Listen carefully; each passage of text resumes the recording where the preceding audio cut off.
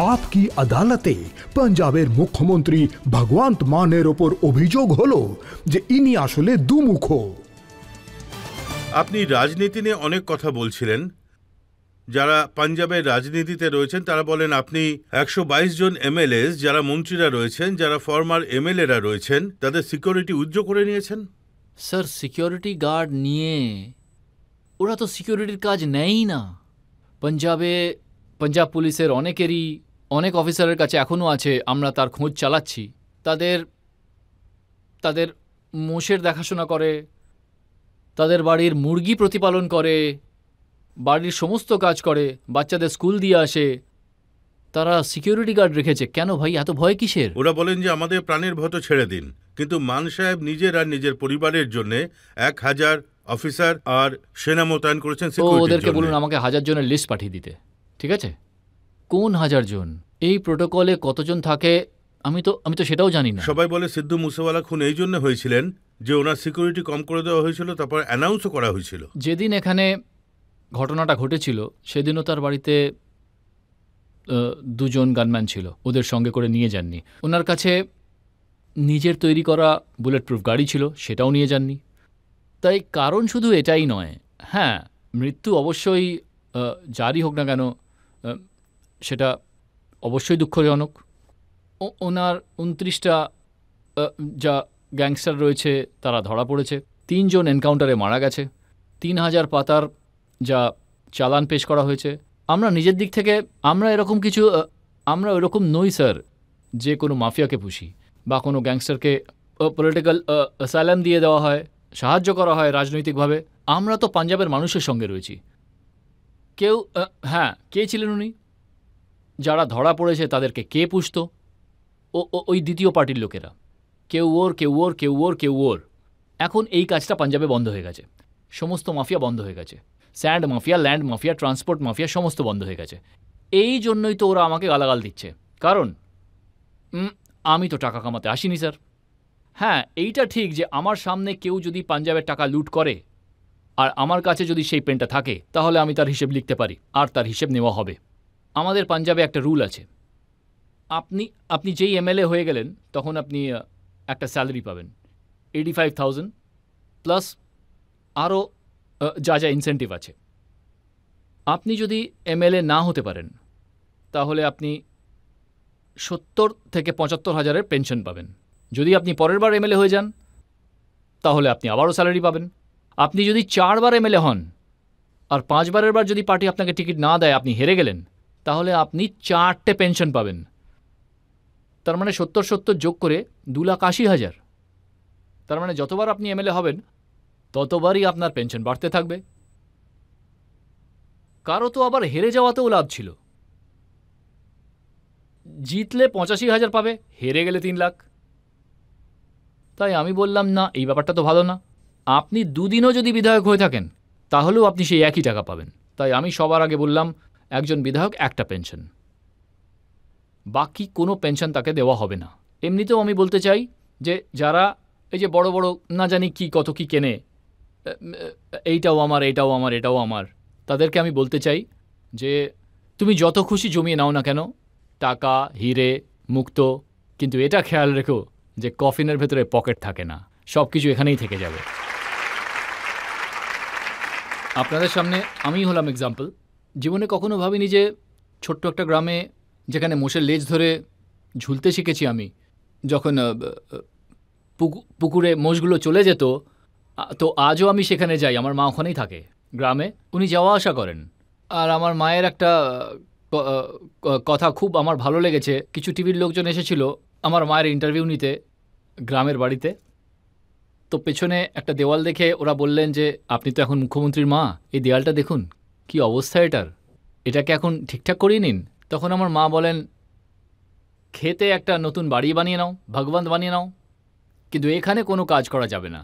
কে জানে কোন সৌভাগ্যের ইঁট এই বাড়িতে গাঁথা রয়েছে যা আমার ছেলেকে এত উচ্চ পদে পৌঁছে দিয়েছে। সেই ইঁটের উপরে আমি হাতুড়ির আঘাত করতে চাই না। আমরা তো 2 বার করে প্রার্থনা করার মানুষ। কোনো গাড়ির নিচে যদি চাপা পড়ে কোনো পায়রা বা পাখি মরে যায় সেখানেও 2 মিনিট মৌন পালন করার দেখুন লোক আমরা। সেই জন্যই তো ভগবানজি ওরা বলে যে মোষের ল্যাজ ধরে পুকুরে যেত মুখ্যমন্ত্রী হয়ে গেছে, মাথা তো খারাপ হবেই। সাংবাদিকরা আমায় জিজ্ঞেস করেছিল মুখ্যমন্ত্রী চেয়ারে বসলে বড় বড় মানুষেরও মাথা খারাপ হয়ে যায়, আপনার মাথা খারাপ হয়নি কেন? আমি বললাম একটা পার্থক্য আছে, ওরা যারা আছে তারা চেয়ারে বসে ফেমাস হয়েছে, আর আমি ফেমাস হয়ে চেয়ারে বসেছি। তো পপুলার তো আমি 17 বছর বয়সে, I was 17 at that time when I became a big star। 17 বছর বয়স ছিল, ক্লাস 2 গ্রেডে পড়তাম আমি। তো টাকা পয়সার অভাব ছিল না, নাম ডাকেরও অভাব ছিল না। ওনারা বলেন স্টেজ চালানো আলাদা ব্যাপার আর স্টেট চালানো আলাদা ব্যাপার। তো স্টেট তো চালাচ্ছি আমি, ওরা তো স্টেজ চালাচ্ছে। ওদের বলুন স্টেজ চালাতে, স্টেজ চালাক। 29,237টা সরকারি চাকরি দিয়েছি স্যার। সাধারণ মানুষের জন্য 582টা ক্লিনিক চালু হয়ে গেছে, 80 জন মহিলা আছে। স্কুল অফ এমিনেন্স তৈরি হয়ে গেছে, 15ই অগস্ট 15টা স্কুল অফ এমিনেন্স তৈরি হবে। আর বিদ্যুৎ 80%, 88% বাড়িতে ফ্রি বিদ্যুৎ দেওয়া হয় স্যার। পাঞ্জাবের যদি কেউ এখানে থেকে থাকে তাকে জিজ্ঞেস করুন, যদি কেউ পাঞ্জাবের থেকে থাকে। আমি পাঞ্জাব তো এখান থেকে 200 কিলোমিটার দূরে, আপনি ক্যামেরা পাঠিয়ে দিন আর সেখান থেকে আপনি খোঁজ নিয়ে দেখতে পারেন লোকজন। আর ক্যামেরা পাঠালে সব জায়গায় ভগবান মানেরই ছবি দেখা যায়। যে কাজই হোক না কেন সবার আগে মান সাহেবের ছবি। এখন আমার ছবি তো সেখানেও আছে যেখানে আপনার ক্যামেরা পৌঁছয় না, মানুষের হৃদয়ে।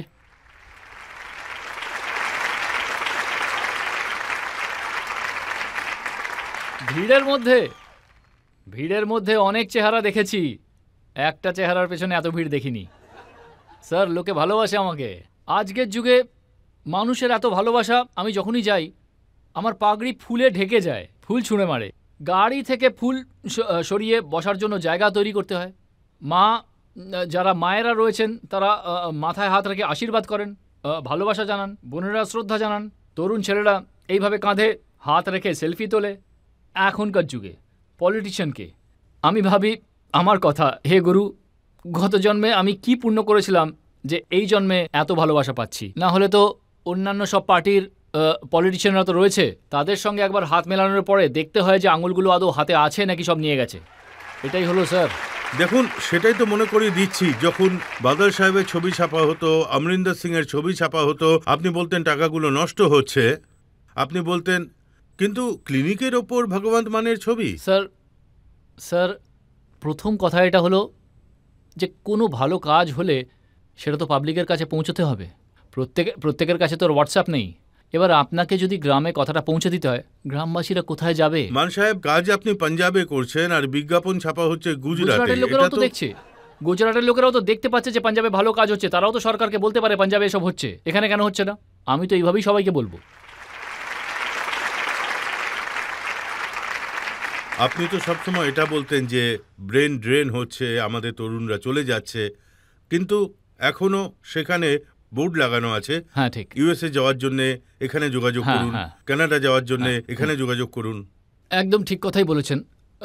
খুব ভালো একটা প্রশ্ন যে আমাদের তরুণরা যারা এখান থেকে চলে যাচ্ছে, এটা তো সিস্টেমের দোষ। তাই আমি তো এটাই চেষ্টা করব যে তারা যেন এখানেই থাকে, তারা যেন এখানেই ডিগ্রি পায়, আর সেই ডিগ্রির অনুপাতে তারা যেন রোজগারটাও এখানে করে, কোথাও যেতে হবে না ওদের।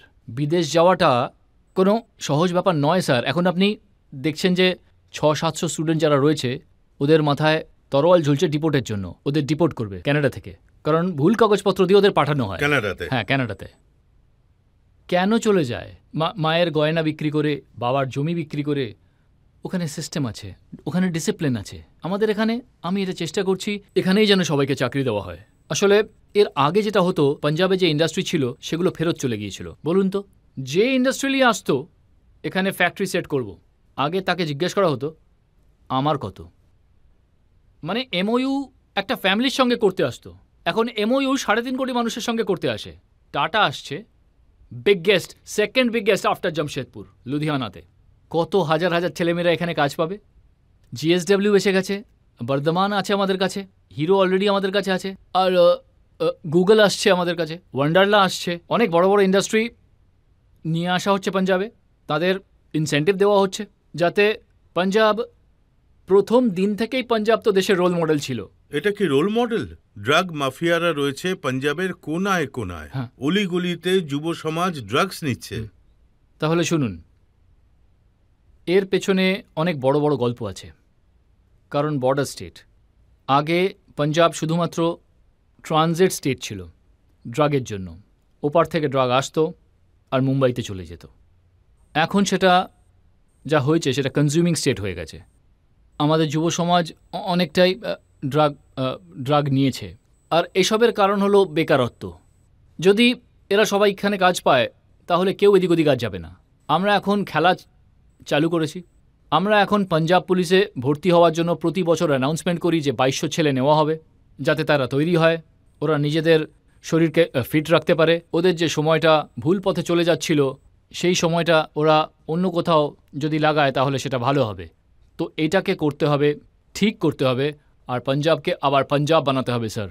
ক্যালিফোর্নিয়া, লন্ডন, প্যারিস বানানোর দরকার নেই। আমরা আমাদের পাঞ্জাবকে গুরু আর পীরের ভূমি, শহীদের ভূমি আমাদের আবার পাঞ্জাব করতে হবে।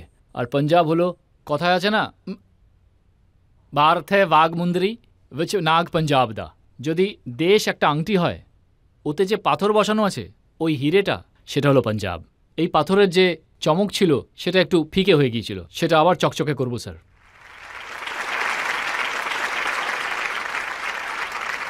আর পাঞ্জাব অনেকবার ধরাশায়ী হয়েছে, কিন্তু পাঞ্জাব আবার উঠেও দাঁড়িয়েছে।